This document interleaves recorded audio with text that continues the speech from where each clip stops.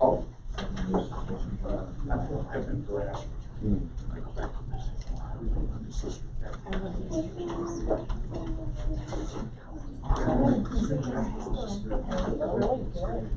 I'm terrible at understanding.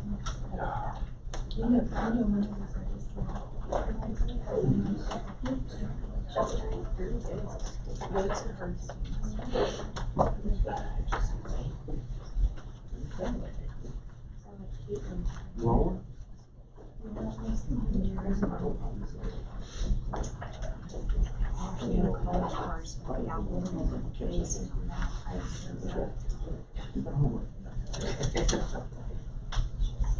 it's all quiet like that. All right, well, we'll start early then as everyone's here. We're going to start this meeting to order. So please join me in the flag salute. Pledge allegiance to the flag of the United States of America and to the republic for which it stands, one nation, under God, indivisible, with liberty and justice for all. Thank you. We need an approval of the agenda with a little bit of tweaks. We're going to move some of Ashley's stuff around, so we just have to be a little bit flexible. But I would like an approval of the agenda, please. A motion. Mr. Chairman, I move that we approve the agenda as given with a few tweaks, for which we trust your good nature and good sense. Thank you. Second? Okay. Any discussion on the agenda? Those in favor, signify by saying aye. Aye. Opposed? All right. Public comments on the agenda item. Nobody has signed up to talk, but is there anybody who would like to just make a comment regarding what's on the agenda tonight? Mr. Spacer. That's okay. Going once, twice. All right. Board member comments, and we'll start to the right with. I've just been busy getting my shop started, and I have to apologize for missing the last meeting that we had moved from a Thursday to Tuesday, and in my phone it said event, but it didn't tell me what, and I, being in my busyness, totally forgot we moved it, so I apologize for that. So, but otherwise. Okay. Well, if you haven't been to the high school performance, Mamma Mia, you need to go. It's fabulous. It's just as good as any college performance I've ever seen, or small community theater. Go. You'll really enjoy it. Kids enjoy it. Everybody does. It's great. And if you just look at the minister at the end, that would be my granddaughter. Yes, yes. And that's cute. Well, I went to the play, and my colleague does not exaggerate. It was great. And one of the things I think we should particularly commend our superintendent for is the extra oomph we gave in the building of that theater so that it would be state of the art. And when I was at Memphis, our department was right next by theater, and there was always people taking boards down the halls to build sets and that kind of thing. So I got a sense of what a sophisticated outfit was like, particularly when it comes to electronics. And so I was very pleased, and I agree with Laura. I think Memphis was a tad maybe up a bit, but these young people are really coming on. It just thrilled your heart to be there. It was a very happy event. Spoke well of our school, spoke well of our planning, and spoke well of our kids and teachers.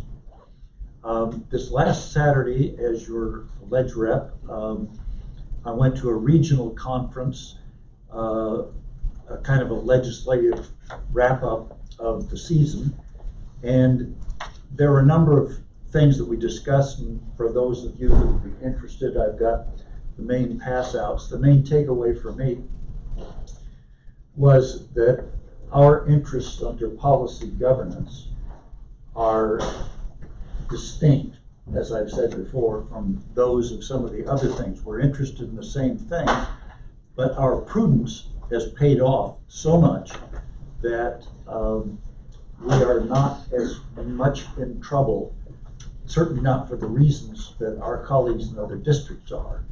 And it wouldn't be amiss if at some time Dana were to recap for us some of the key things we ought to be mindful of, particularly as we approach a season in which many of us will be in closer contact with the public than we have been usually.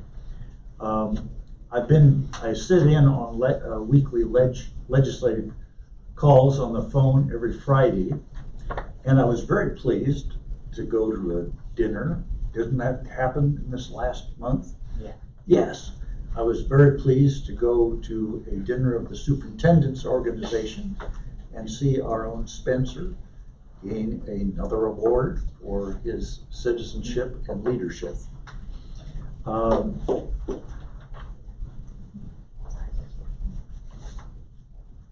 And you guys some meetings ago gave me the permission to take forward our resolution about the fully funding of We the People program, which would be a benefit to our teachers as well as to our students.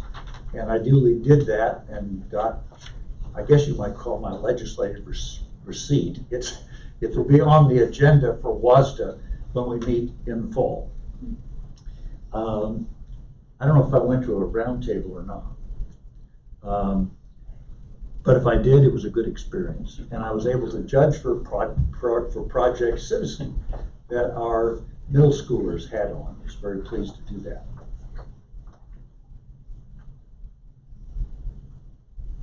Dramatic pause, is that it? So that, yeah, that was, a lot going on, that's all.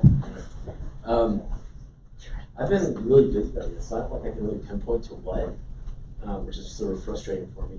I did attend a roundtable, which was very well attended, very good information. Thank you, Spencer, for putting that on. And just this week I attended a safety and security breakfast put on by the ESD with some speakers out of Ohio. Very good information. Kind of, they take a little bit of a different tact with some of the issues instead of focusing on what goes in the headlines with school shooting, which is important. It's just the overall health and safety of a facility. So really good. It was a mother-daughter combo, and they played off each other pretty well. So, Art. Well, I don't have nearly as much to report as John, nor nearly as dramatic, but I had some fun things to report and some not so fun things. And I'll deal with the not so fun things first, which is computer. I have the old computer here, and it's working right now. When I first loaded it up, it didn't work. That is, it didn't connect, but it's still connecting. The new computer that you gave me, I took it home, and it looked like it was going to work fine.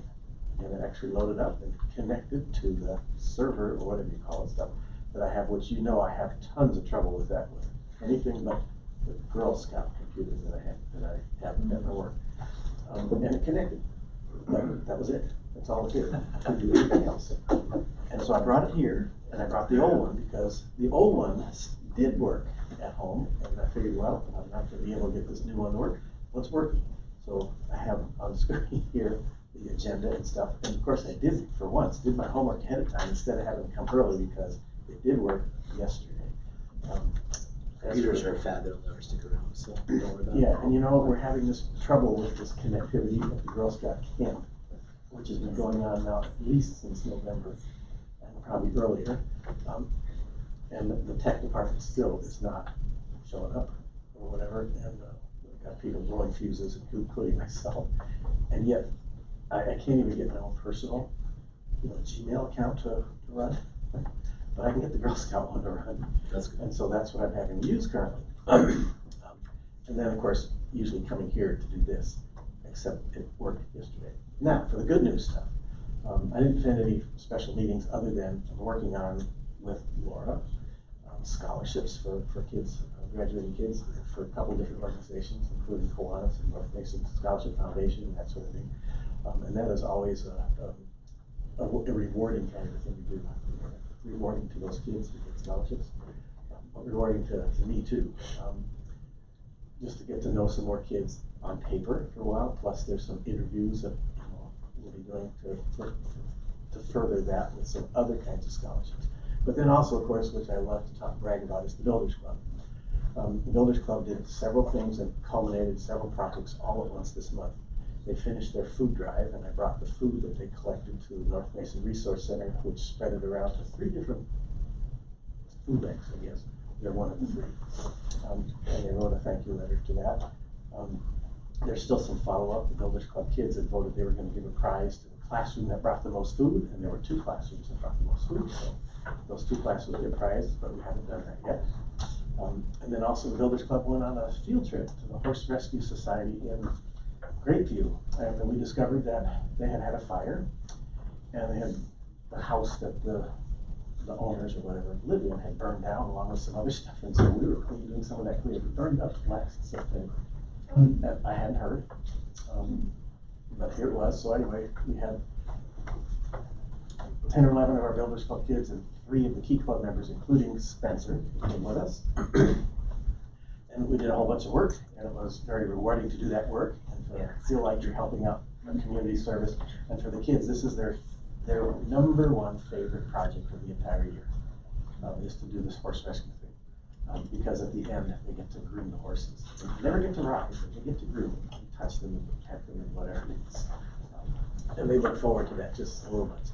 And then third, they also completed a project on creating some baskets for auction for the Mason County Humane Society. And they produced a basket for cats and a basket for dogs. And the basket for dogs was quite a bit bigger than the basket for cats and quite a bit fuller than the basket for cats. And so the kids were thinking, people like dogs more than cats. Well, you can decide that for yourself. But anyway, I brought them down to the Humane Society who were very pleased with that. And I'm waiting for the sake of the kids that they're going to send a thank you letter. Any case, so that's enough, I guess. Okay, that's complete. Yeah. Spencer. Okay, so at the high school, we've been busy. We're kind of redoing the way we do class elections and ASB elections. So we've redone that, and we're getting ready to do those next week. And then I'm going to do another student roundtable forum next Wednesday with a little smaller group. And that'll be the last one for the year. And then all of our clubs have been doing a lot more things and getting involved. And then the theater is doing their play, which is really good and successful. And then we have multiple sports teams and individuals that are going to state for their sports. Did you get an award through your Boy Scout organization? Yeah. You reached some sort of status? Yeah, I got my Eagles. Oh, yeah. That's a little big deal, isn't it? All right. All right, with that, we're going to move on to number 2, Capital Classroom Project, and a presentation by students of Mrs. Wynn.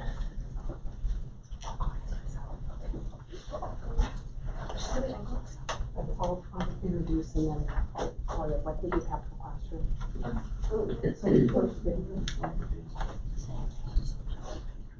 Hi, I'm Mrs. Wynn, and then I have some students from my classes, but I also wanted to let you guys know that Mrs. Nansted's class also worked on Capital Classroom. So what Capital Classroom is, I'll step to the side, it's a program that's produced by TBW. And could you go back to the list of schools? And so what we have here, and then if you scroll down, so Capital Classroom has 14 schools that participated, and those are all schools throughout Washington State. So we were one of 14 schools that got selected. We've been in the program for 6 years. And if you notice, Hawkins Middle School has a 1 and a 2 next to it because this year they gave us 2 lobbyists. So our entire 8th grade that is not in Mrs. Lester's honors class was able to participate in this. So we had all of the 8th graders doing civic involvement. So we had a lobbyist assigned to us in the morning and in the afternoon. So all the kids were able to participate. And what it is TBW gives a grant and you're able to connect with a lobbyist, a real live lobbyist that works in Olympia, and they donate their time, and the kids Google how much they make, and one of our lobbyists makes $280,000 a year because it's public information. And so then we get real serious that we have someone who makes that much money down in the Capitol building donating their time and working for us. And so we used to do Google Hangouts, but those didn't work very well, so now we do Zoom connections. And it's a lot of work getting ready for these because the kids have to have research and information. They have to have good questions and they have to do their homework. But real quickly, one video, and I was just going to show you just a minute or two of what we do in the classroom. And we had Drew McEwen, who was our representative and was our main bill sponsor. The kids picked a bill to track and follow and get passed, and that was House Bill 1599. But I want the kids to talk a little bit more about that. So we're going to be at 5:05.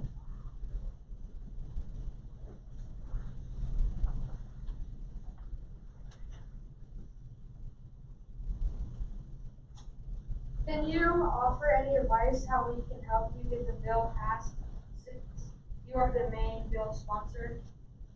Yeah, well, thanks. And first, hello to everybody. It's a pleasure to join you, and I appreciate that you're tracking this bill. In terms of how you can help, would be to start emailing and writing to the senators that are on the Education Committee. They're the ones that'll be hearing the text since it's passed off the House floor, and we need to get it voted out of their committee and then onto the Senate floor. So by contacting the senators on the Education Committee would be a great first step. They're working on it now. Right. They've been writing their personal testimony, then they'll be gathering evidence, and then they'll be making the ask all in an email by the end of the week. Okay, great. Okay, thank you. And that is Rhonda Weaver, one of our lobbyists, and then that's Drew McEwen. We're in the 35th district and who talked to the kids. And the next piece I just wanted to show you is at 9:34.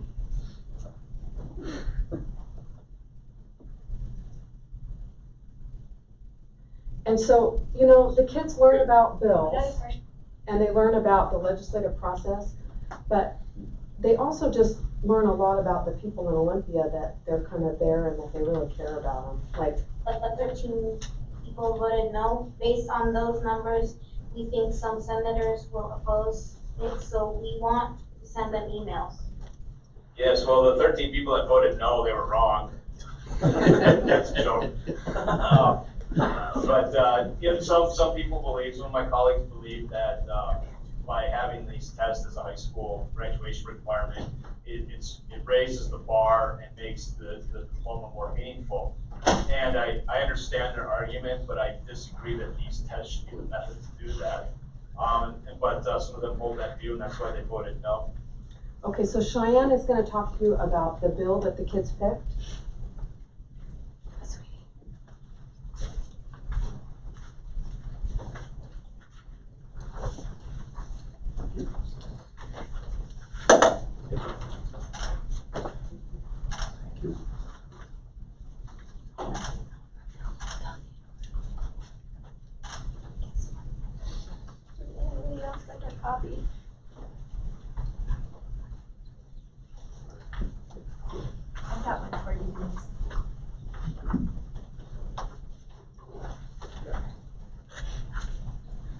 We chose House Bill 1599, and it is an act relating to the promoting career and college readiness through modified high school graduation requirements. Removing the direct link between statewide assessments and graduation requirements by discontinuing the certification of academic achievements after the graduating class of 2019 and the certifications of the individual achievements after the graduating class of 2021.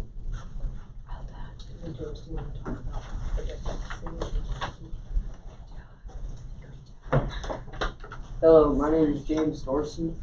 During Capital Classroom, I was so impressed in the way everything was so smooth. I love to be able to have the experience of working with the lobbyists and to be able to pass our bill as a class. The experience with my lobbyist was so much fun. She was super nice and was a hard worker. I am so glad I moved to this school because at my old school there's a lot of book work, but at this school it's a better experience in social studies because it's more hands-on. I hope next year's students have fun.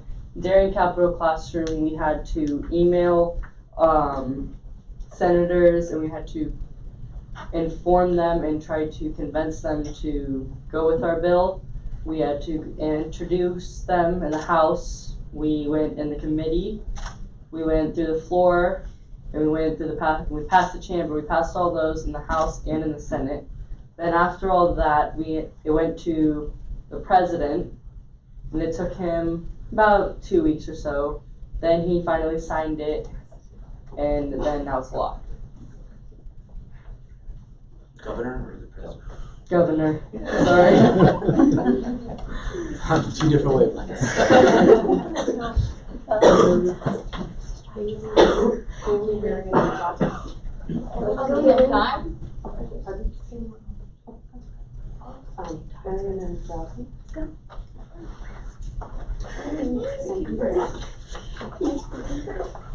My name is Marion, and our lobbyists were John Watson and Christine Brewer.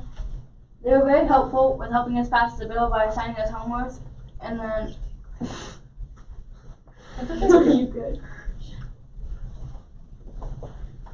now, thanks to how much our lobbyists helped us, I understand more about the government and how it works. I also enjoyed how much the people in Olympia helped us pass this bill because they were really helpful. I don't know. You're doing a good job. You want me to read this for you? Okay, my name is Taylor Schooler. Me and Jasmine, we emailed Madam Chairwoman Wellman, we emailed her asking her to support our bill and vote for it. And we went to the Capitol to meet our lobbyists and have a tour of the Capitol. And that was probably my favorite part of it. And even though I cannot vote because I'm too young, I'm glad that I was able to have a voice about something important that actually had something that would impact people in a good way, and that Hawkins 8th graders really made a difference for seniors. Seniors now have a better chance to graduate without having to take a test, but with a solid high school and beyond plan. Hi, my name is Jasmine Castro. So, Capitol Classroom was fun to work with our lobbyists, and we got to learn how lobbyists work down Capitol. And we also got to take a tour down to the Capitol and see how their daily life is. We also got to use our First Amendment by petitioning the government. And at the same time, we got to learn more about the government. When we had,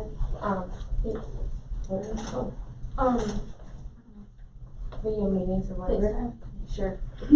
At the end, we got to ask questions, and then they would give us homework. But the homework wouldn't be like video work; it'd actually be like fun.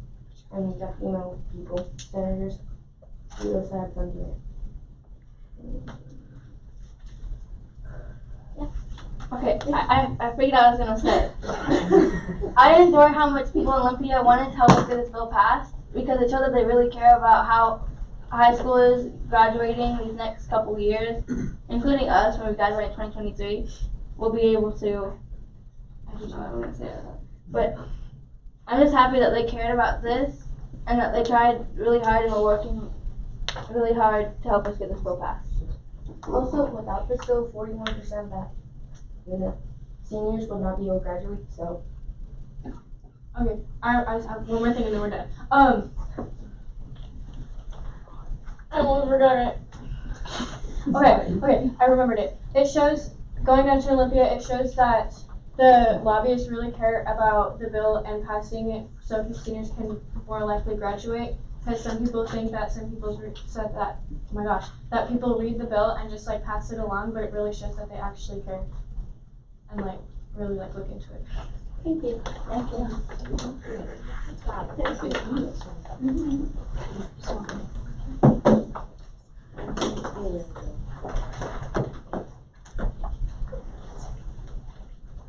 Hi, I'm sorry to be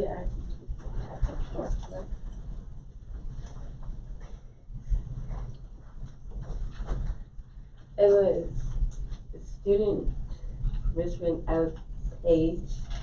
I worked down in Olympia, and I learned about the PAGE program when we went to the field trip. The pages currently working there went in depth about what the pages do and how they help with process the bills because they pass the notes around. So it's very like great experience working there. It just makes me want to work harder to get like actually to be a senator. Wow. Thank you. Hi, I am Julie Bannon. I was a student teacher in Mrs. Wynn's class while we were doing Capital Classroom. And we also got parents involved in this process. So as soon as we kicked it off, we sent out an email to TBW so that parents could watch all of the programs that we actually had the students doing. They got so involved in the process that they actually were able to ring Mrs. Wynn and tell her when the bill was signed before we even actually knew the bill was signed on the 7th of May. And during parent-teacher conferences, it was something that we showed so that parents could actually see what the process was and also get their kids more involved in that process as well.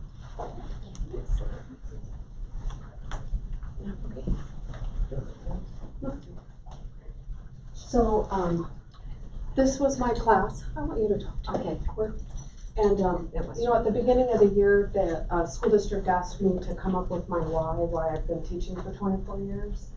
And I didn't do my why at the beginning of the year. I don't know if I was a little burned out, or maybe I just, you know, didn't want to be a show pony kind of.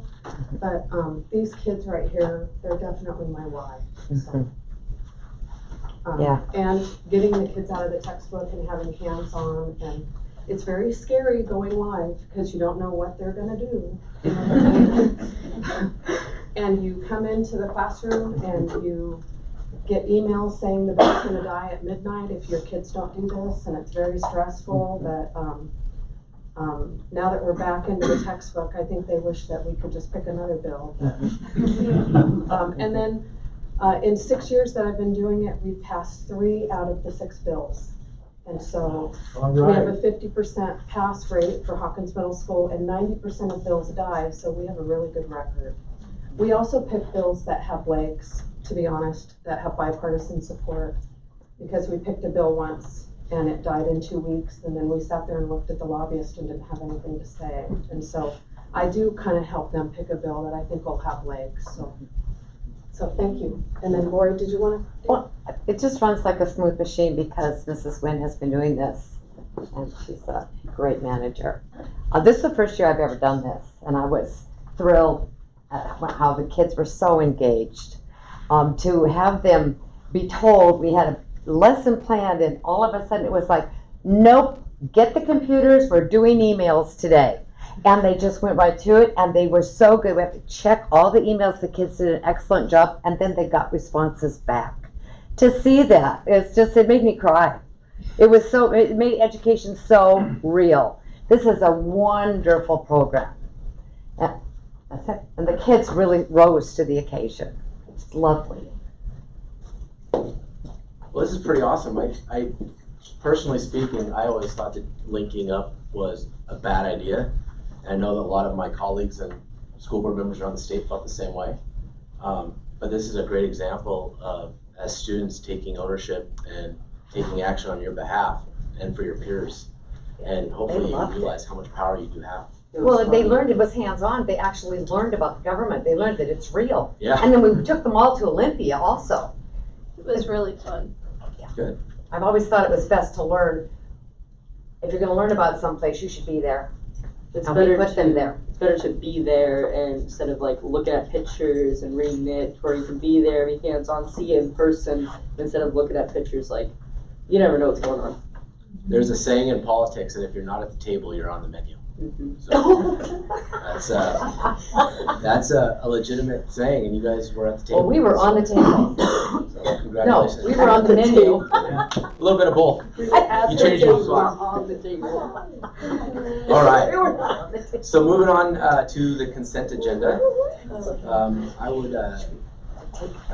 We'd be excused. We've got to get our kids. Thanks for being here. Thank you. Thank you.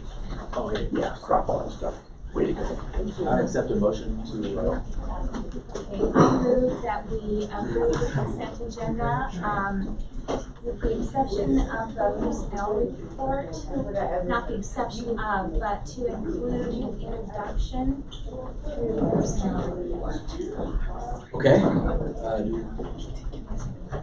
Any discussion on this? Right, should we, you wanna pull the report then right after, or do you wanna do it? No, I don't wanna pull it. Okay. I really just wanna call out the new Hawkins Middle School So principal. what we'd like to do right now is give you all an opportunity to meet our new principal at Yeah. Hawkins Middle School, Robert Callahan. Robert comes to us most recently from Bellingham and previously from Marysville, but he was born and raised in Tacoma and has family nearby in Wana and is looking forward to coming back to our part of the state. So All Robert, right. you're welcome to say a few words. Well, evening. Thank you, Dana. Appreciate that. I'm really excited to start here right away and love the area. Right now, we've lived the last 20 years in Skagit County, and we see so many connections between Skagit County and North Mason here that just makes us already start feeling like it's home to us.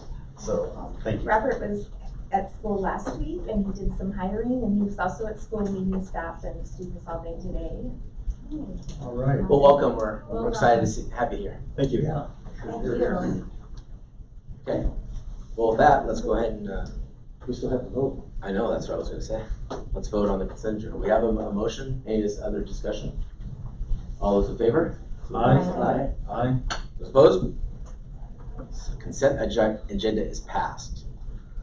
Moving down to number 4 is a proposal for a clay target shooting league team. And Hawkins Middle School student Wyatt Borkenhagen will present his request. So I'm very excited that Wyatt is here to do this. He came a couple months ago to talk to me about this, and I told him I was going to have to ask him to come talk to the board because he had much more expertise in this area than I probably will ever have. And I probably asked him a couple silly questions too. So I'm really pleased that he's here to talk to you about this idea. This would function a little bit more like a club sport that like cheer does rather than like WRWIAA sports. But I'll let him talk about that. You're on. Well, this is why we should have a clay target league team. You ready for the next one? It increases the amount of people doing sports. It's the safest sport, zero injuries since 2001. Needs one coach for every 10 students. This is for if kids are hunters doing it. There's 2 different ways to do it. There's if you have your hunting license and then another way, like a safe way or whatever. Grades 6th through 12th graders can participate in this. And it's a boys and girls sport. No cost to the school. It's all from the parents and families. Many teams become the largest sport team in the school. Student family benefits. Less than $250 for targets, ammo, gear, and registration fees. Our only traveling is to the local shooting range, which would be Bremerton Trap and Ski, because that's the closest to us. Once again, no accidents since 2001. It's an Olympic sport. Everyone has the same amount of targets, and everyone on the team qualifies. And we only I don't know what way to put it, 2 days a week of practice. I have a question right off the bat. You said everyone qualifies. What does it mean to qualify? Like, everyone has a spot to shoot in competitions. So if there's a competition, everyone who comes along with the club, the team, is going to be participating? Is that what that means? Okay.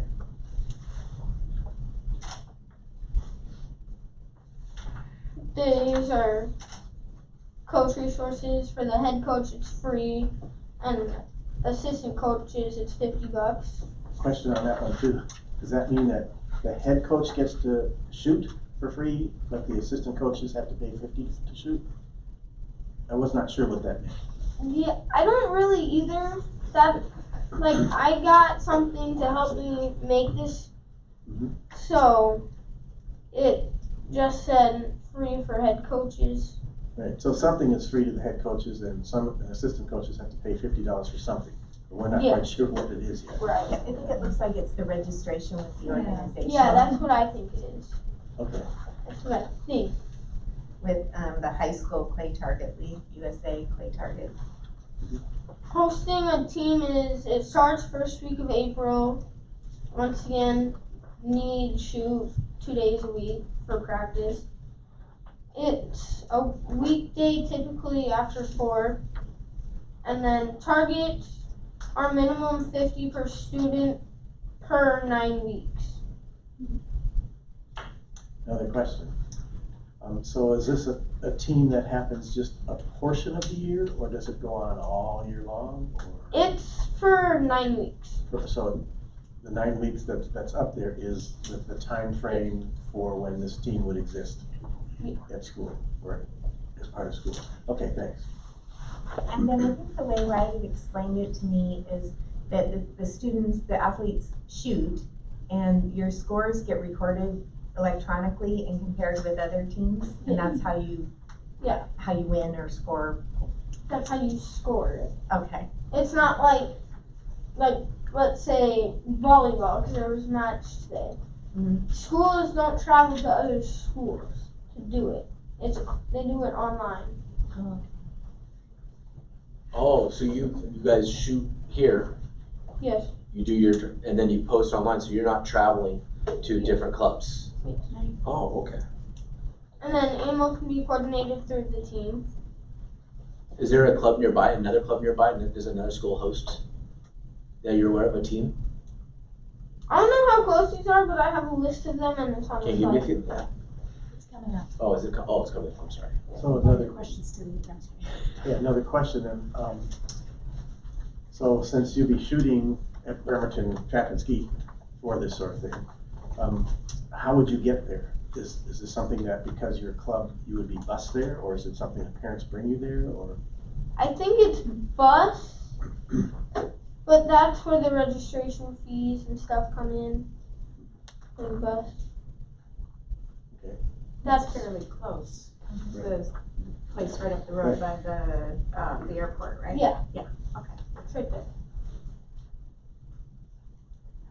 That I got my information from that website. Okay. There's some pictures of some teams.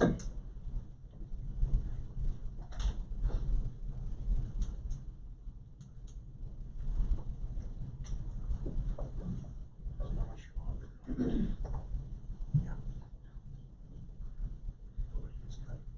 that the end of it? All right. Well, I'm really impressed with your presentation. It's very complete.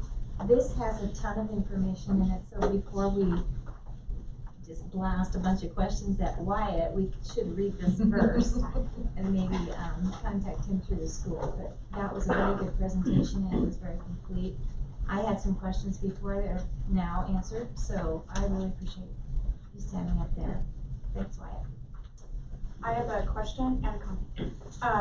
Is this something you do with your dad or your family? You've been doing this for a little while? Well, I'm the president of a 4-H club that is now in Mason County. Mason County 4-H sharpshooters. Very cool. And I'm the president of that. And this year we just started skeet shooting. Last year we started archery. And these are the first 2 years. And then before that, we didn't have a 4-H team in Mason County for 15 years.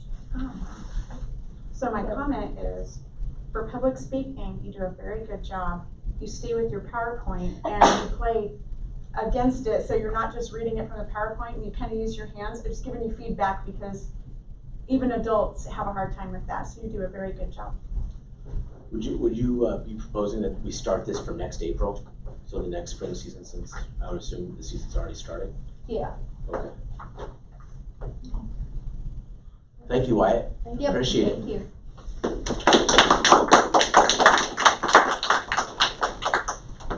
So I would like to maybe put this on as an action item for next month. Okay.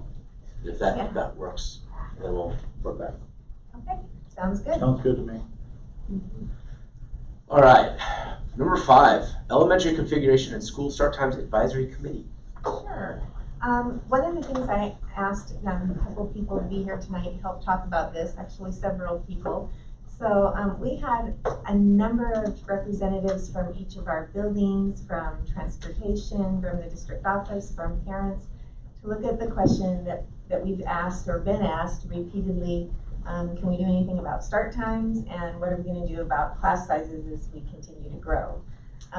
We spent several weeks considering both questions. We came up with some new questions that we will also have to address.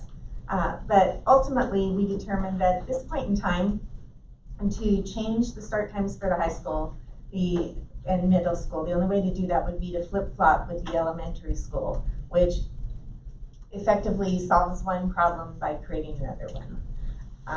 The committee recommendation in regards to the idea of start times is that if we believe that that's truly what's best for kids and we want to have later start times, that they would be more inclined to recommend moving towards a universal later start time, so that, you know, all grade bands start at the same time, which would mean we'd have to do some long-range planning and budgeting for transportation, because it would require a different way of getting kids to school, because right now we can use the same buses for the early run and the late run, and this would require us to have all the runs at the same time.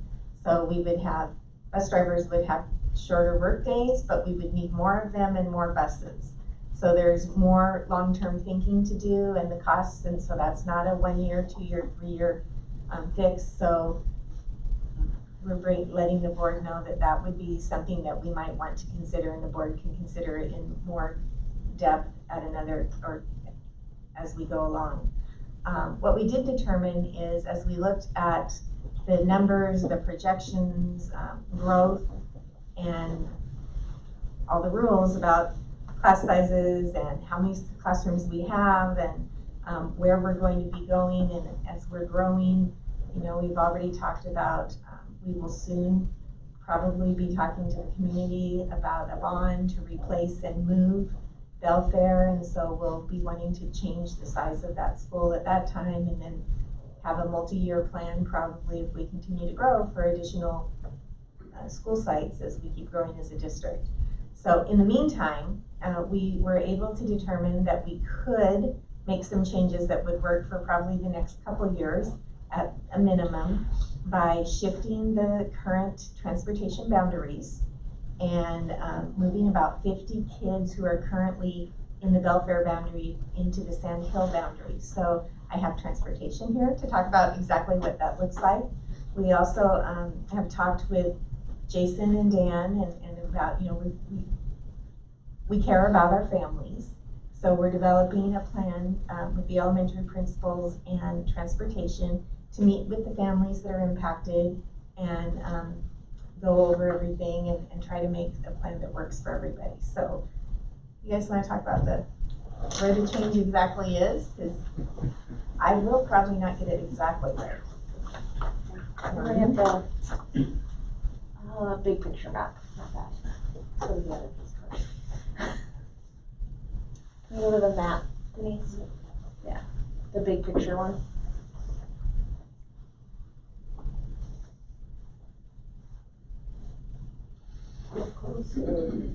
Big picture. So this map is everything that's got a number on it right now is currently Belfair Elementary. Okay. And where we would be, what we would be doing is changing it right at Newkirk on Old Belfair Highway.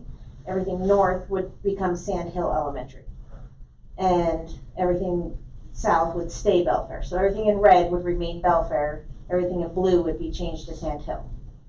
You want to switch to the up close one?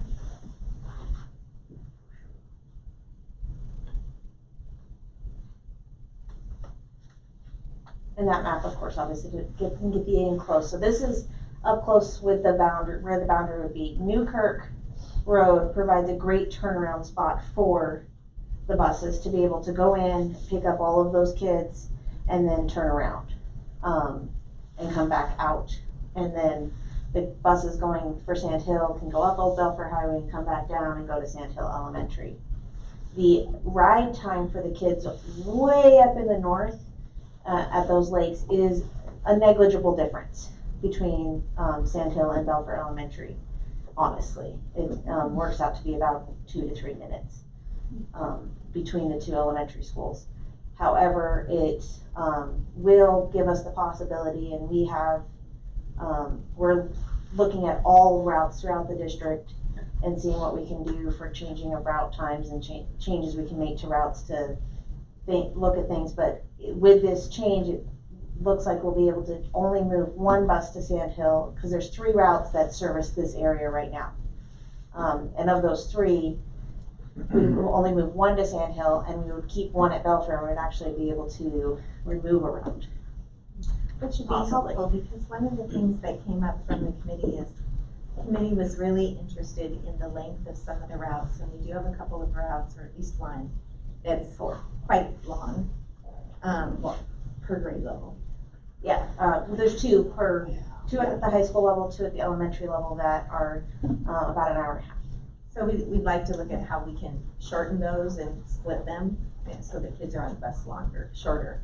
And that came out of the committee. So this is actually basically neighborhoods north of Newkirk, because Newkirk looks like it's still within. Yeah, Newkirk would stay at Belfair. Because that is a great spot for the bus to be able to go in, pick up all of those kids, and turn around and come back out.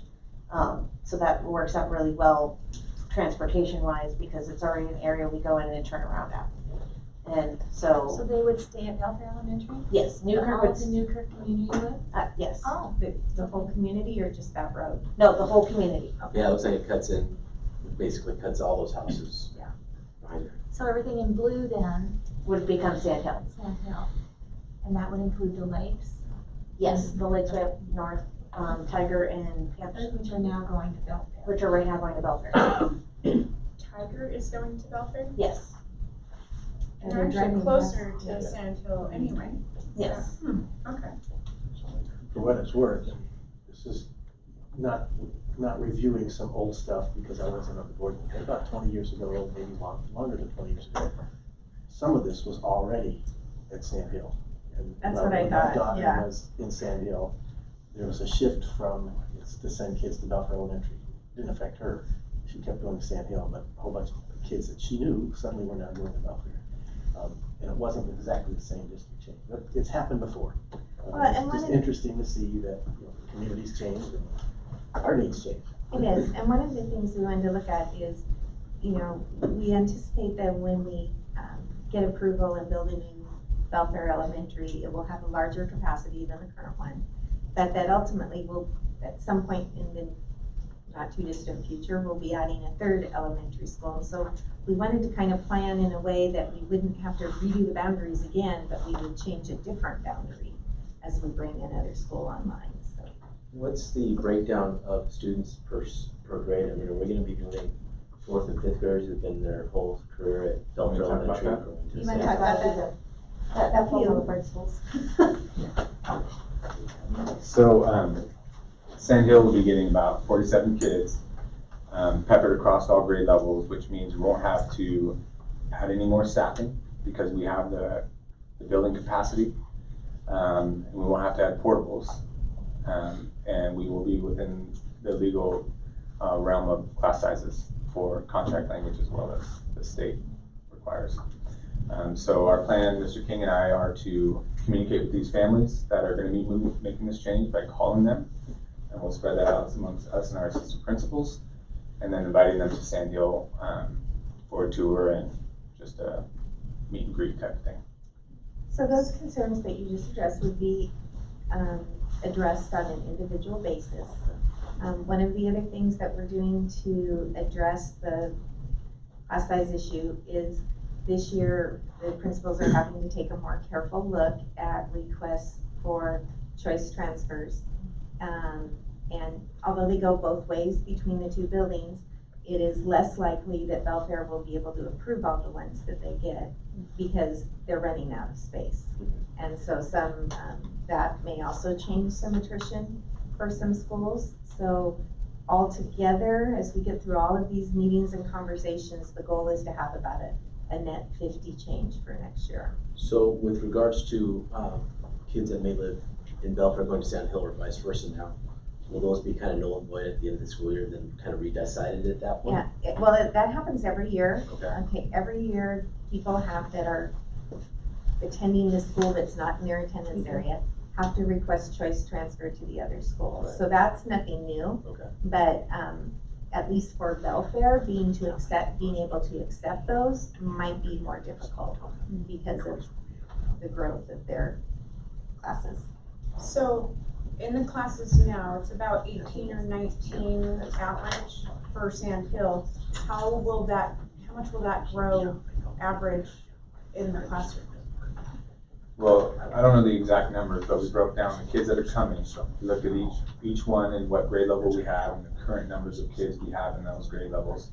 And we'll be within that range. That still fit us within the class size requirements for K3 and 4 through 5. So we're running a little lower than Belfair. I know, I felt like spoiled, with the smaller, but that seems all right. So Jason, were you going to Belfair Elementary or to Sand Hill when that change happened back in the 90s? I don't remember. Oh. He's a little older than that. Yeah, I'm older, but I didn't have Sand Hill back then. No, he was Oh, so you had He just Roger looks Fritz very at young. Belfair. Okay. All right, thank you. Okay. I would accept a motion to approve the school boundary changes. I make a motion to approve changing the school boundary lines between Sand Hill attendance and Belfair Elementary attendance as presented. Any discussion? I do have a little bit of heartache. I hope that with a lot of care is taken, going into 5th grade last year of elementary school being totally moving, I think it's a pretty tough ask. I mean, it's already 1 year, and then you're going to the middle school. So I hope the best outcomes can come from that. And this is starting this next year. Craig, this is currently, there's 10 total. Yeah, so 4th graders, there's 10 total 5th graders. 10 total 4th graders that are gonna be becoming 5th graders that are affected by this boundary change. Okay. Thank you. And that's, so that it is we did keep it sort of spread out between the grades. Great, thank you. I have a question before. So the ones that are coming into the 5th year, is there gonna be a consideration if somebody wanted to stay at the other school for that last year, would there be a chance or a case-by-case basis, or? We'd have to look at space available and case-by-case basis. I know that question would come up later on to me when people ask it. So. Yes. Okay. We don't want to do things that are, we don't want to do anything that's too painful for anybody. Right. So we'll try to be as helpful and accommodating as possible. All those in favor of approving the boundary lines for Sand Hill and Belfair, signify by saying aye. Aye. Those opposed? Motion carries. Number 6, WIA Authority Annual Resolution. And this is presentation. No.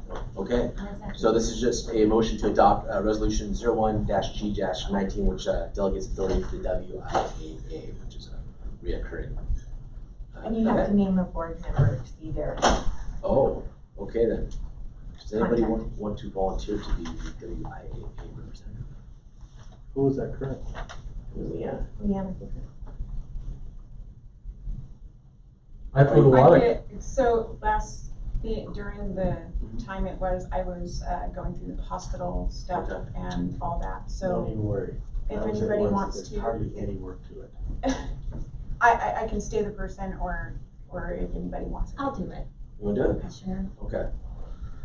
So to approve 01-G-19 and have Laura vote as our representative to the WIA, I'll take a motion.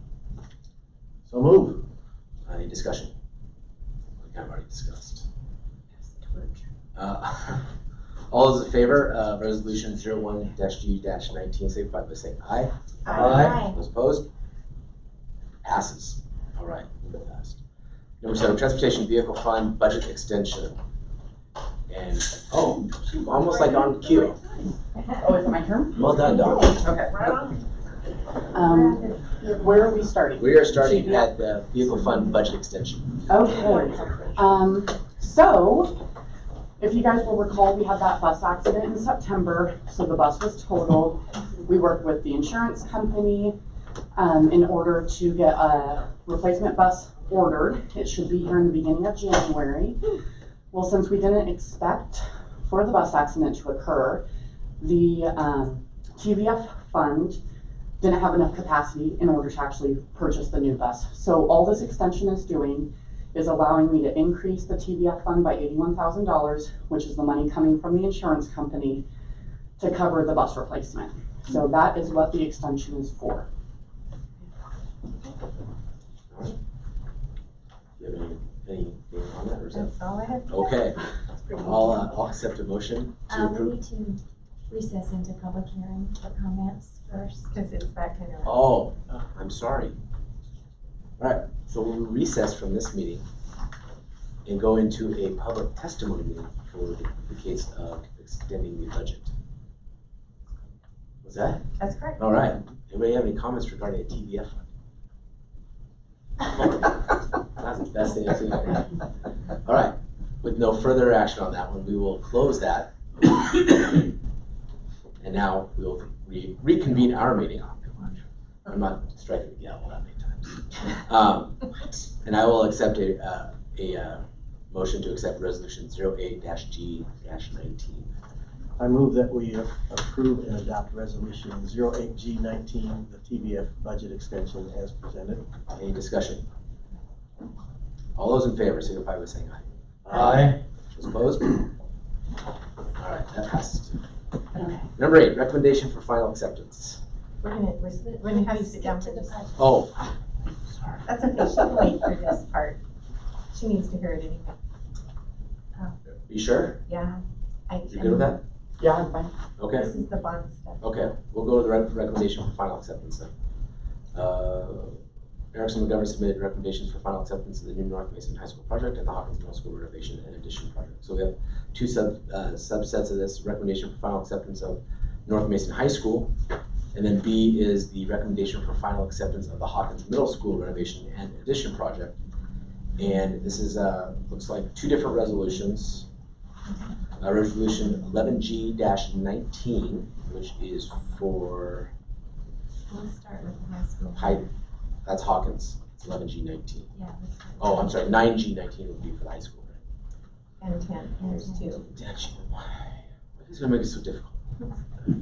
We All right, I'll accept a motion to approve resolution 9-G-19 and 10G-19. Mr. Chairman, I move we accept resolution 9G-19, certification for final acceptance of North Mason High School, and 10G-19, acceptance of the building commissioning report for North Mason High School. All right, any discussion?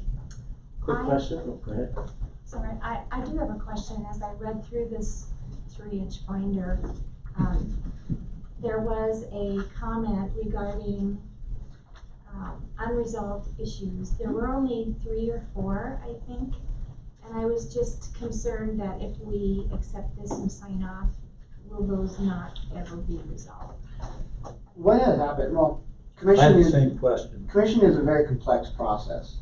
And the only reason why that you're approving it is because OSPI requires that to close out the project. Basically, it's about 6 months worth of having engineers meet together, controls engineers meet together, and make sure the system functions.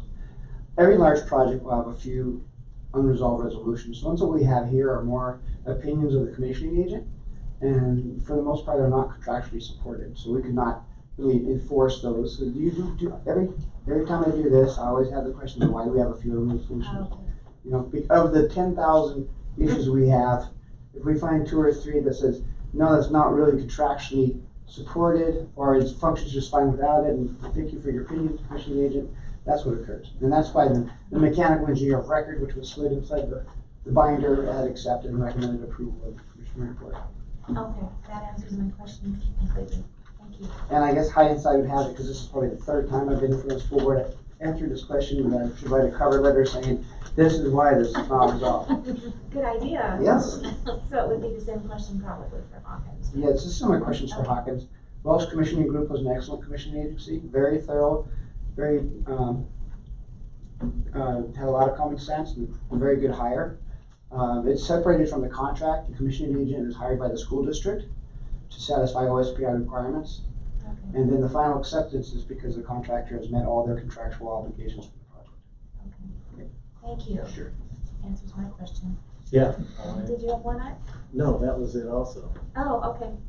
I do have a different one, but not for Ray, for Dana. Although really you've told us here by having a thing the administration recommends. But are there any things that are outstanding for you that you have questions and concerns about? With a big project like this, there are gonna be some things that probably don't turn out quite the way you expected them to. We've had some ongoing things to work on at Hawkins particularly, but as we've moved through this year, I think we've gotten to the resolution that we're going to get on those, and as much as we can based on what the contract was to build. So they've been very, between Erickson, McGovern, and the contractors, they've been very receptive and very helpful this year, working with our maintenance department to make sure that we figure everything out and everybody figures out how to effectively keep things running and all those things. So no, I think we're in a pretty good place. Unfortunately, in school construction, it takes longer to close it out than it does to build it. And that's just kind of the nature of that, because there's so many hoops and so many. With the new energy code, it's so complicated now. Everything's computerized, digitized. It's not just, 50 years ago it used to be 10 drawings. Now it's 300. Oh my gosh, yeah. It's incredible. It's a complicated thing. What's the timeline we're looking at before we already start to have to make capital improvements or something to look for? It's gonna be a while for the high school. Probably longer for the high school than for the middle school. If we continue to grow the way we are, we will probably have to find a way to add on middle school spaces somewhere in the not too distant future, because we've gone in the last 5 years from barely 400 middle school students to over 500. That's a big change. So we continue to keep an eye on that. At the high school, the building is built for a capacity of over 900. It's built for close to 900, but the cores are designed for 1,000 to 1,100. And we've created a spot where the greenhouse is for an additional classroom wing. Right. So that will be the plan there. Our wings are built in those nice L shapes. We could put a third L on at some point that was part of the planning that Erickson McGovern did for us. That was one of our selling points to the community when we did all that. Yeah. So it will be different than that when we need to add on to the middle school, or as we watch our growth and look at our elementary school growth is in the next several years, we'll be starting to talk instead of adding on to another building. So we're still kind of up in the air about which way that's gonna go. Does James Taylor, is that included in the high school part, or is that something separate? No, James Taylor is not a called SCAP funded, not a state assisted funded project. So it doesn't have the same criteria. We went through commissioning on James Taylor, but we don't need to have the requirement of court approval for that commissioning. So there will be, as we get through these little projects and nuances with Mason County, I'll be following up with other letters to accept James Taylor, to accept stadium, and the future stadium and things like that as we go along. There's the remodel for this building. This building too. This building as well. Except this is not a school, so technically you don't have a time clock for state assistance on this building. That's right. Any further discussion on these two resolutions? All right, I'll call for the question on resolution 9G19 and 10G19. All those in favor signify by saying aye. Aye. Those opposed? All right, those North Mason High School is accepted. All right, same verse, or second verse, same as the first. This will be for resolution 11G19. which is the building commissioning report, and resolution 12G19, which is final acceptance of Hawkins Middle School renovation and addition project. Take a motion. I move we approve resolution 11G19 for the building commission report and resolution 12G19 for final acceptance of the Hawkins Middle School renovation and addition project. All right, discussion. I really like the pictures. The other one was a whole bunch of specs, and you could still see things. But this report had a bunch of pictures. You could actually, oh, that's how it works. And so different agent. I thought it was very, I thought it was very layperson friendly, and I appreciate it. No, my intelligence was not insulted by the pictures. I thought it was pleasantly boosted. And though I thought both were very informative, because you could see the intricate detail with which these buildings are checked. And that is something very important for us to have on the board, particularly as we talk to the public. Okay, those in favor of approving resolution 11G19 and 12G19 signify by saying aye. Aye. Those opposed? All right, Hawkins Middle School renovation addition is accepted. Number 9, 2019-20 budget. Thank you, Ray, for all. Thank you, Ray. Okay, so normally I would love to have a lot more details to provide for next year's budget. I don't know if you guys have seen any of the information put out by OSPI recently.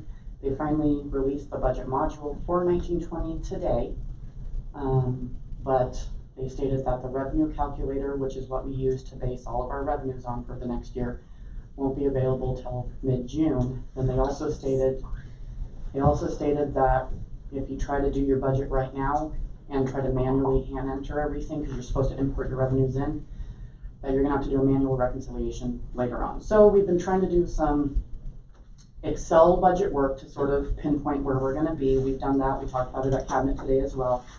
But for a higher level review, we have our 4-year budget that was prepared last year. That will be redone this year. But based upon the 4-year budget, Denise, can you bring the 4-year budget up? Go to the second page. So this is enrollment forecast. So right there, revenues, it shows at $32,872,000. We're going to be closer to $34 million next year for revenue. Some of that's based upon increased student enrollment. When we budgeted, of course, we budget conservative. And then another part of that is due to legislation that was just passed recently, allowing us to certify our full levy in November. We'll only be able to collect half of it during next budget year, so we'll only realize half the increase, but half of it is better than what we had before. And then increase in categorical funds, LAP, CTE, those type of funding. So we will see closer, about 1.2 million more than what you're seeing there for the 1920 forecast. Expenditures are really hard to pinpoint right now because we are literally in the midst of negotiations with every other group except for teachers. So a lot of it's based upon that.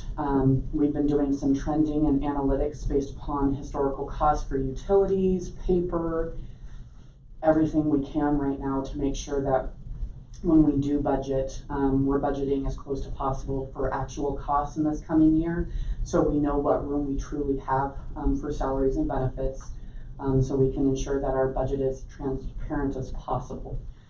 So that's what we have right now for 1920. I'm hoping to have a much better picture for you come June, once we actually have access to that revenue calculator and can see what they're actually thinking they're going to be giving us in the following year.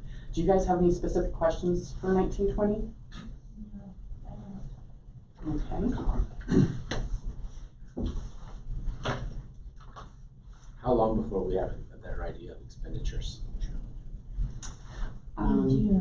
So for expenditures, I would love to tell you June, but a lot of it's dependent upon when we're done with negotiations. If it's just my personal opinion, I would love to be done with negotiations in June, but I don't know if that Our same thing this budgeted year. expenditures will be presented to you in July, whatever they are Yeah. at that point. Yeah, because I have to have the budget available to the public on July 10th. So that will either be based upon knowns or estimates. The downfall is last year we presented on estimates because negotiations did not conclude until the last second, yeah. And then we're really off on budget right now because of it. So that's one of the things that is something that we're trying to avoid, because I'll have to be coming back to you guys next month for a budget extension in general fund. And I'll explain it more when you guys see the numbers for this month, but it's not bad. But we received more revenue and we're spending more. So we'll have to do another budget extension. My goal is to try to not have to do that next year. It creates more work for you guys. It creates more work for, admin, all of us. So we're trying to circumvent that. So that's the goal. So in a perfect world, yeah, we'd have it in June. Any other questions regarding budget? Okay. So then on our monthly update, I think we're on to next. I did want to give one little caveat that it sort of goes into our monthly update.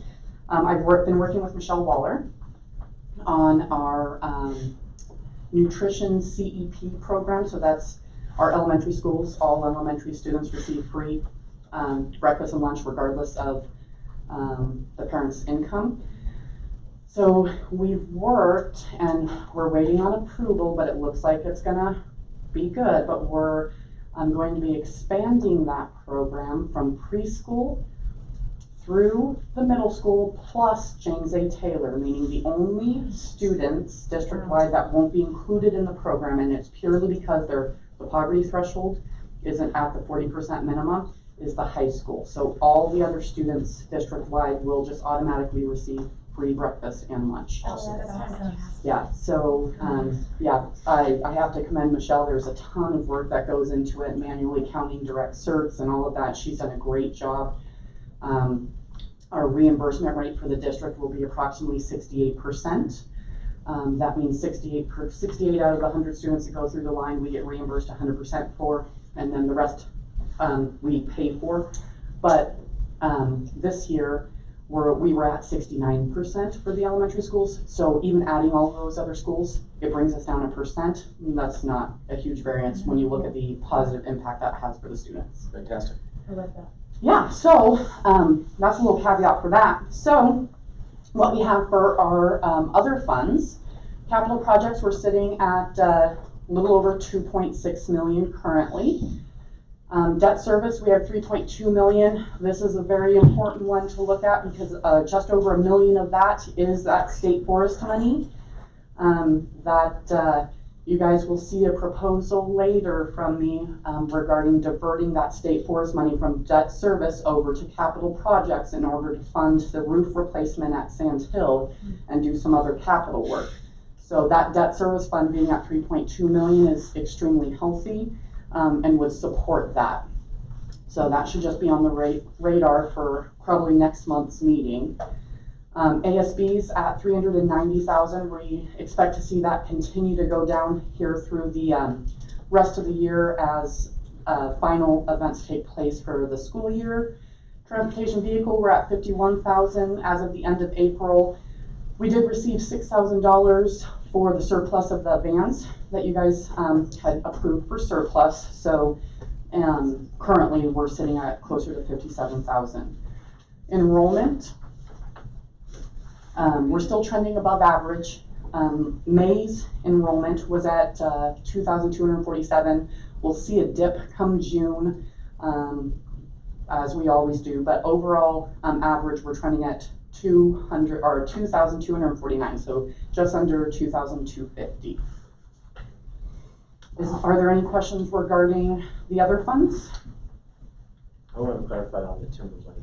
We're not having it, that died, right? We're not having To take it away from us? Yeah, yes, that it did. We get to keep it. We do, and that is hugely beneficial for our district. So I was really glad to see that little language caveat they were trying to add got taken back out. Although you'll see as I present, we haven't gotten a whole lot of that money this year, but that's okay because we got plenty of it last year that we'll be able to utilize. And I like that especially because they're logged right around me. That's those trees. They're gone now. Yeah. Okay, so for revenues, our year-end balance is looking to be about 9.89. Our minimum fund balance is based upon expenditures, but showing that your revenues are about 9.89, you can expect your expenditure side to be about the same, which you'll see on the next page. Overall, for all of those semicircles, at year-to-date, we are trending over for where we were last year. We're going to expect that because of our increased enrollment, our increased apportionment, and our increased categorical funds. Our top 10 sources of revenue, they're all trending where they have been for the rest of the year. Our state apportionment obviously being top one, but state forests, which is your third from the bottom. In our general fund, we're at $51,000 for this year. Now, we would expect higher collection during the summer. That is normally when we see higher collection for that. The last 3 months in a row, I've received money in that fund versus earlier in the year where I received $0 every month. So,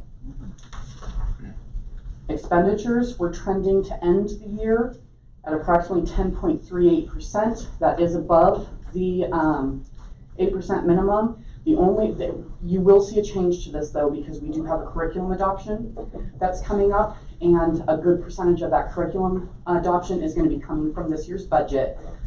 So that will get us closer to that 8% threshold and allow us to take some of that cost on this year versus putting all that cost on next year's budget. All of our other year-to-date expenditures, they're all trending above. A lot of that has to do with negotiated salary and benefits and raises given out in September after the budget had already been completed. Fund balance, we're currently at, as of April 30th, we were sitting at about $3.7 million. We accrue back transportation payroll, so it actually drops to about 3.6 as of April 30th after we pay transportation. You can see that we're trending slightly above where we have the last 2 years for April. That's to be expected because of the increased apportionment. And then you'll expect to see us dip a bit throughout the rest of the school year as we deplete some of those property taxes that we had collected during the month of April. So your higher financial summary, this is just showing where we are according to where we had budgeted to be at this time.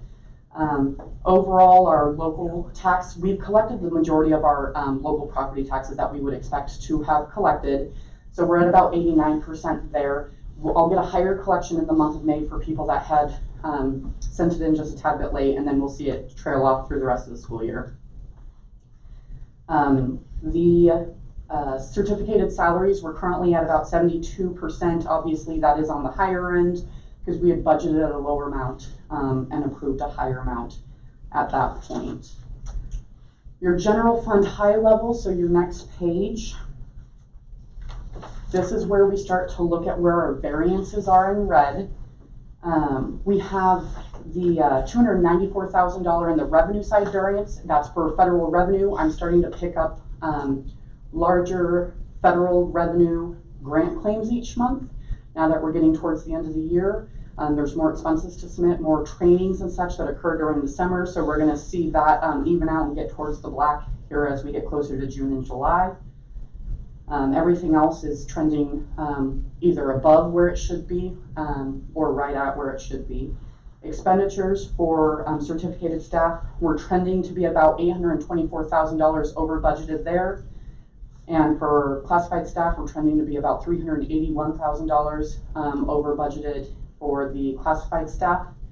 And that's due to the, technically the off-cycle raise that was given in September to distribute the additional money that was given for classified staff. And then we're currently at about $1.2 million in savings over what was budgeted for supplies and equipment, so for stuff. That's where I have the most authority to rein in spending. and make sure that we're only purchasing really necessary items. And so that savings is helping offset the rest of the areas where we're over. We did end up having to contract with some of our specialists, and so that's why we're seeing purchase services at a higher amount. Okay, so that's what I have for the general fund. Do you guys have any questions on anything that was presented? I just want to point out, because for anyone who may not know, the red does not mean we're broke. Yeah. It just means the variance between what was budget and what's actual, so. Oh, you want to know what I do? Revenue is still more than the expenditures. And actually, speaking of that, Craig, that was actually a point that I wanted to bring up and that I simply had failed to do so. Could you go up one more slide, Denise, please? So on to slide 4 of 5. So there's a number that I've been tracking and I've been showing you guys on a monthly basis that we've been trending in the red this entire time.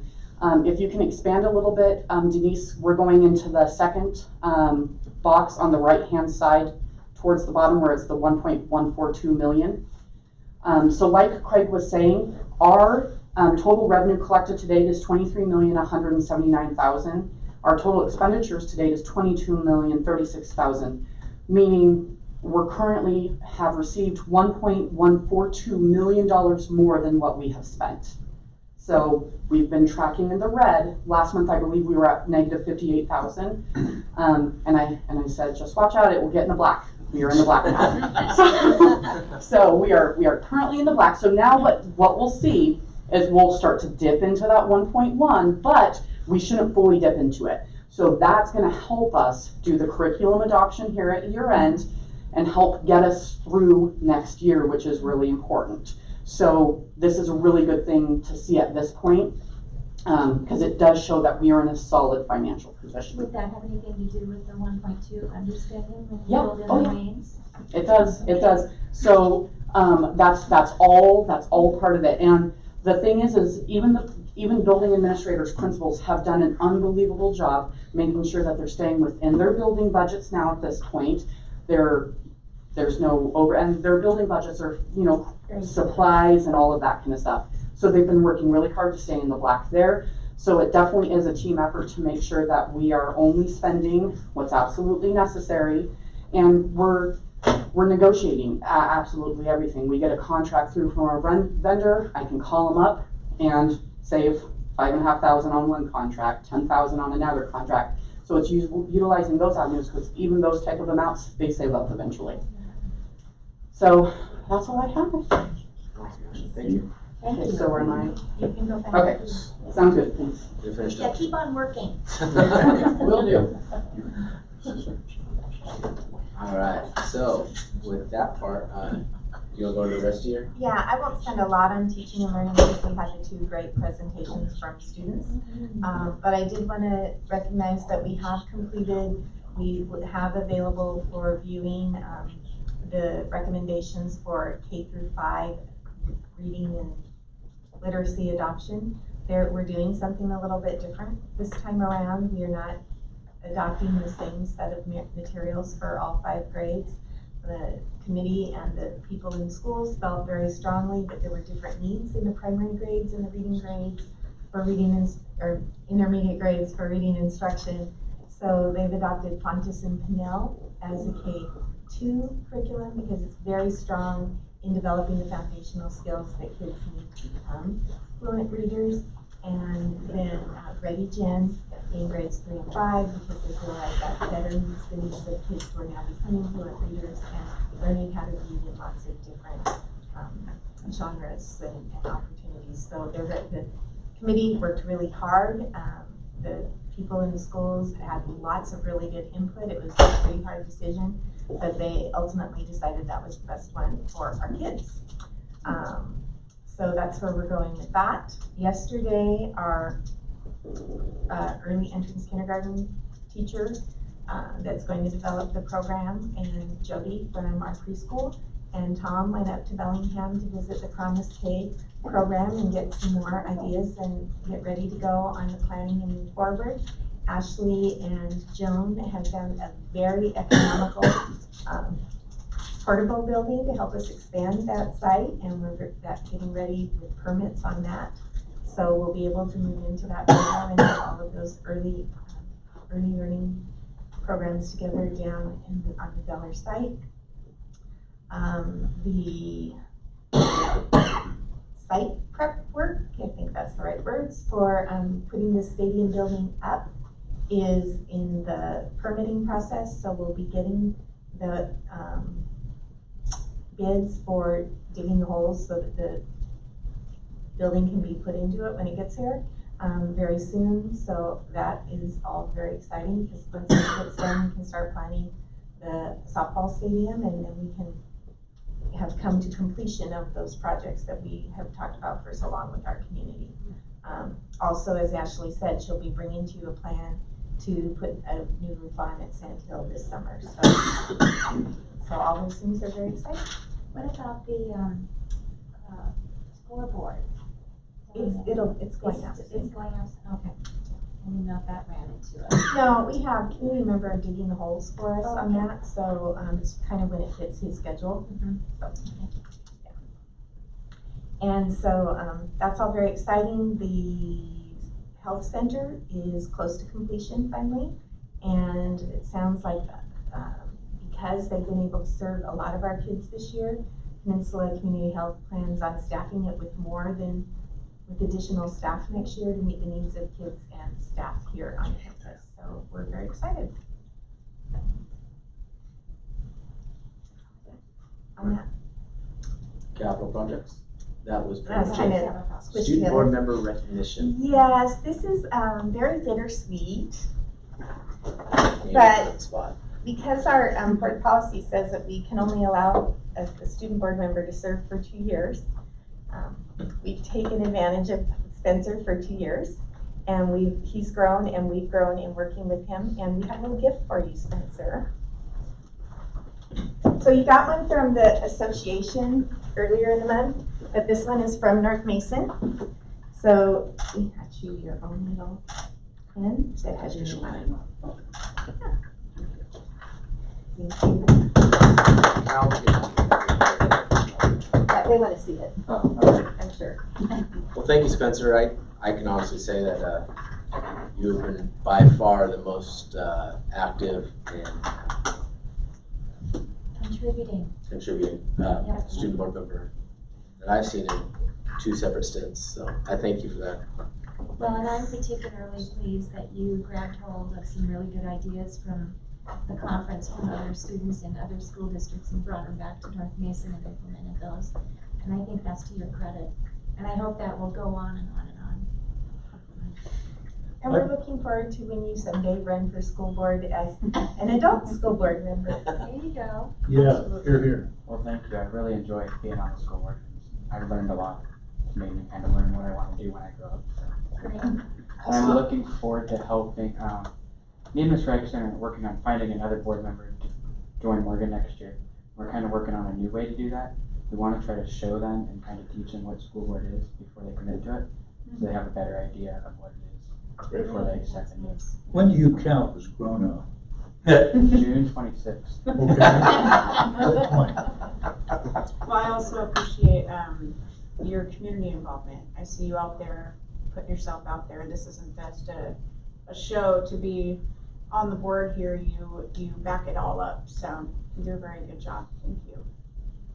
I particularly appreciate the conferences that you have instituted, and I really think it brings government on a local level right down to students and encourages them in the idea that they can make a change within a system so that they do not learn despair in the public schools, but hope with respect to governments. And I think that's a very important message. Thank you, Spencer. And my short comment is, I'm very proud of him because he was in the Builders Club. And he's in the Key Club. And he wants to be a superintendent. Oh, that'll probably be before he becomes a board member. I'm too excited. Coming. He's got a little school to do. Okay. Okay. Leanna, you have June's board letter. 11, assurance of organizational performance and policy review. We did the monitoring on ER 11 last month, which is the district calendar. Do we have any changes that we'd like to see to that before we move on to this one? All right. John, you good? Yeah. All right. The only, yeah, okay. The only thing I was concerned about, I'm supposed to write one for this month, and I can't remember what it was.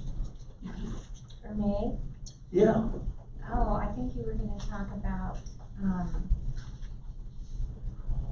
help me remember, we talked about this at the last board meeting. It was, we were 5, you look at the tape.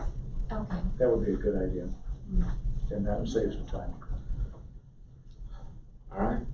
Well, that's something to do with engaging with the community about our process. Yeah, I think we're talking about engaging with the community about our whole child, whole school, whole community initiative, and how we're going to be inviting them to be a part of some of that work as we move into the summer and into next year, and start looking at a strategic planning process again and all of that. She can help you with that. Yeah, I certainly appreciate that. Okay, I would love to do that. I'm not so proud that I won't take all the information she's got. All right, well, moving into number 12, the adjournment phase. Good of the order. Any comments? I'll just kind of Google. Anyone have any comments to add? One, it's Builders Club again. It's going to be like that. Very short. 2 of those kids in that class were Builders Club members. Oh. Your impact is well fed. Thank you. I would like to, nobody called it out earlier when we were talking about all the activities in the district in recent weeks, but I do want to highlight the Day of Champions that we hosted along with Kiwanis of Mason, different Kiwanis groups from Mason County last week. The sports day for special needs students down in our stadium. It was an opportunity for some of our kids in leadership to get a new experience and to shine in supporting others. It was an opportunity for kids from all over Mason County to have a great day and to have some new experiences and to enjoy themselves in an athletic venue. And so I think that was really exciting. I would like to say, as a good for the order comment, that one of the specific areas where the policy governance makes a difference, and you really see it as you listen to the discussions, are the things we don't get involved in. Look at the size of this manual. It's the biggest, fattest thing of all the pass outs that we got. And essentially look at what it says, budgeting and bargaining manual. And there's a whole set in here about strategies for bargaining. Because of and then of course it adds the caveat, the school board members should be very careful getting involved in this because they'll probably screw it up. That isn't the official language, but that's basically the effect. And I think it counts to our wisdom that we commission our superintendent to do that and keep our hands out of that process. Absolutely. Eyes on, hands off. And I think it really makes a difference because they spend most of the time, or a great portion of the time, talking about things we handle, I believe, much more efficiently. All right, so the board self-assessment, which I get this month, the two sections of rating, the general meeting behavior, which is in regards to how we handle our agenda and the work of the board at the policy level. I'm going to rate just about everything as satisfactory. Actually, everything is satisfactory. Governance principles reviews, which is the second function of us. I'm also going to rate as satisfactory, and overall we were satisfactory for this meeting. The next board meeting will be held here, June 20th, 2019 at 6:30 p.m. And now we are going to enter into executive session in accordance with RCW 42.30.110.